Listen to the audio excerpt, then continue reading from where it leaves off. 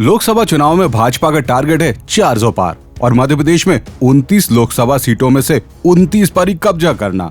हालांकि 28 सीटों पर भाजपा का आज भी कब्जा है और बची एकमात्र लोकसभा सीट छिंदवाड़ा जब तक कांग्रेस के पाले में ठुमकती रही, गढ़ कही जाती रही और तो और कांग्रेस के विकास मॉडल के रूप में देश भर में पेश भी की जाती रही। लेकिन उस सुरक्षित गढ़ में भी मानो मोदी लहर की आंधी ने सेंध लगा दी है।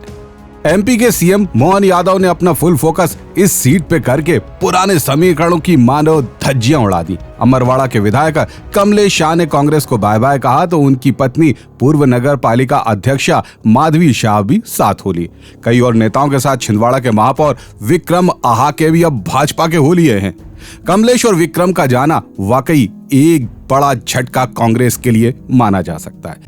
छिंदवाड़ा में कमलनाथ जी ने बहुत गड़बड़ की है और कल नकुलनाथ जी ने अपमान किया था आदिवासी अंचल का।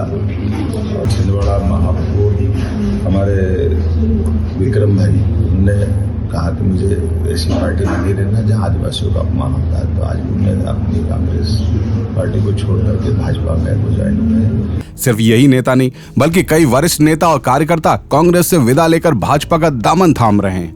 छिंदवाड़ा वो सीट जिस पर साल 1971 से लेकर 2019 तक यानी कि इस दौरान हुए 14 चुनावों में से 13 चुनावों में पंजा ही बुलंद रहा। 1980 से 1991 तक कमलनाथ सांसद रहे। साल 1996 में नाथ की धर्मपत्नी अलकानाथ सांसद चुनकर सदन पहुंची। 1998 से 2014 तक फिर कमलनाथ इसी सीट यानी कि छिंदवाड़ा के सांसद बने।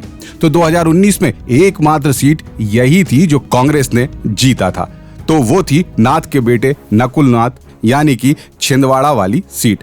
मतलब अब तक नाथ का बोलबाला ही रहा है। लेकिन बनते बिगड़ते समीकरणों के बीच कयास यही कहने लगे हैं कि ऑफ छिंदवाड़ा गढ़ ढहने के साथ साथ इस बार एमपी में कहीं कांग्रेस है ना सिर्फ नाम और नाम के लिए ही ना रह जाए।